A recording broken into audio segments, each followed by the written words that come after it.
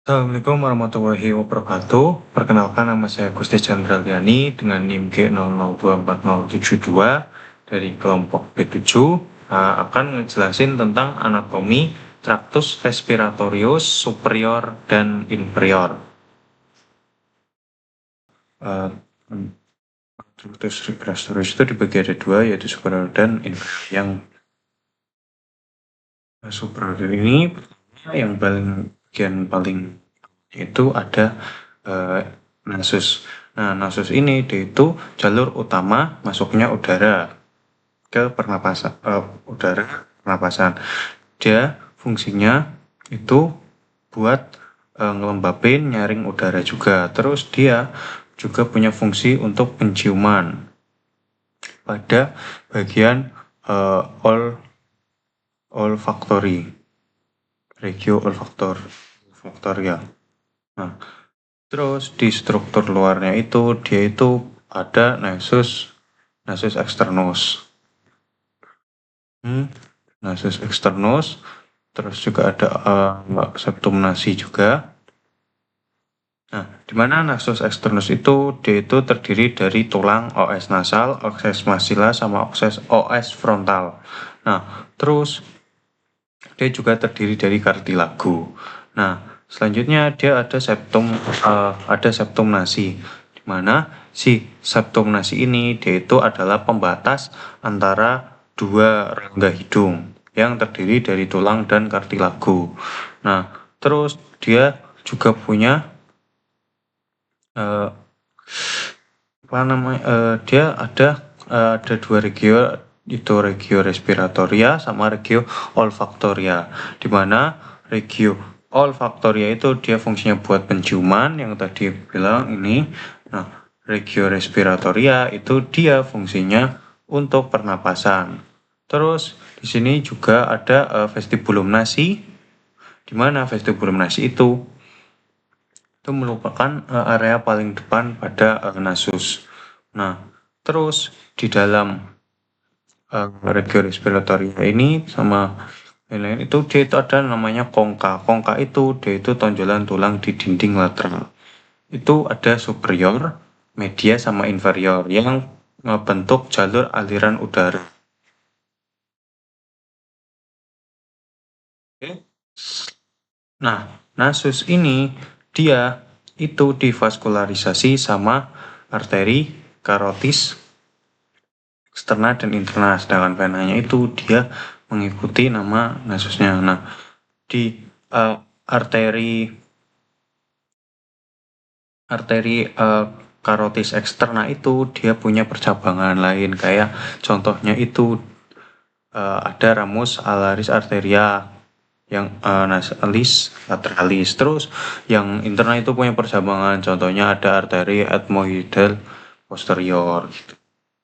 Terus untuk nervusnya sendiri, nah inervasinya itu dia di inervasi untuk yang penciuman, dia inervasi dari nervus olfactorius.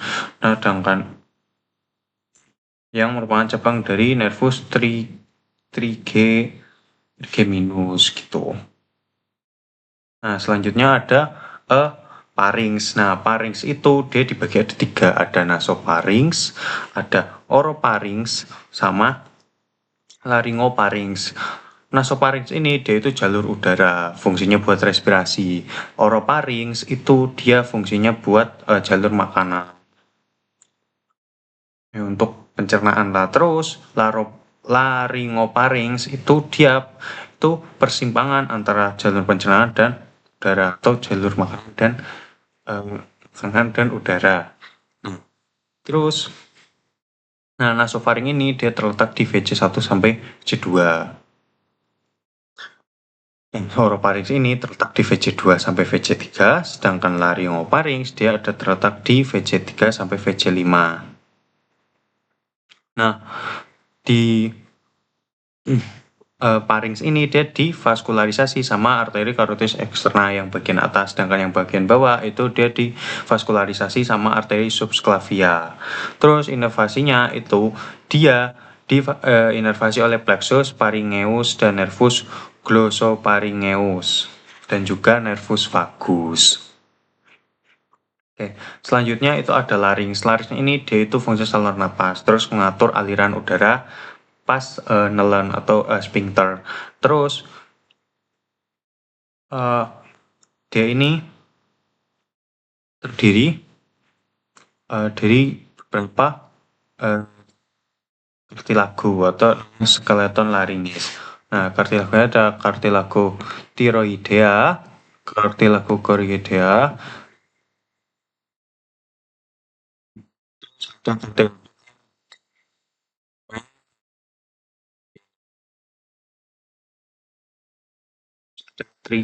triticea. Terus di larynx ini ada namanya kavitas laringis, di mana di kavitas laringis dia itu ada plika-plika atau nah, plika ini ada plika vestibularis, ini plika vestibularis, plika vocalis, sama plika areoplicotica. Nah, terus di situ juga terdapat yang namanya rima glottidis. Nah, plika vestibularis itu nah, dia itu merupakan lipatan pasu. Nah, sedangkan yang plika vocalis itu dia lipatan suara. Dengan rima glottidis itu dia celah suara. Nah, di larynx ini dia ada ruang-ruangannya. Nah, namanya itu adalah supraglottis. Supraglottis yang merupakan bagian atas dari plika vestibularis. Terus ada transglottis, di mana dia itu terletak di antara plika vestibularis dan plika vocalis. Terus subglottis yang terletak di bawah plika vocalis. Dia itu vaskularisasinya itu oleh arteri tiroidea superior dan inferior. Sedangkan inervasinya itu dia diinervasi oleh cabang dari nervus vagus, yaitu nervus laryngeus superior dan recurrens. Nah, tracus respiratoris inferior ini dia itu pertama-tama ada trachea itu dia itu letaknya ada di vertebrae 6 sama VT 4 atau 5 sampai VC 6 sampai VT 4 atau 5. Itu tersusun atas ligamentum annularia, terus ada cartilago trachealis, terus ada musculus ini musculus trachealis, ligamen annularia, cartilago trachealis. Nah, terus bangunan penting yang ada di sini itu dia ada namanya bifuractio trachea. Nah, bifuractio trachea ini dia itu percabangan trachea jadi bronkus primer kanan dan kiri. Nah, fungsinya dari trachea ini apa? Dia itu buat ngalirin udara dari pernapasan ke bronkus. Nah, terus dia juga berfungsi buat reaksi refleks batuk jika ada iritan. Nah, terus dia divaskularisasi sama namanya arteri tiroidea inferior. Terus venanya itu vena laryngealis inferior. Nah, dia juga diinervasi sama ada dua nih, ada simpatis dan parasimpatis. Simpatisnya itu dia oleh trucus sympathicus, dengan yang parasimpatis itu oleh nervus vagus dan nervus laryngeus recurrens. Nah, selanjutnya itu ada bronkus. Nah, ini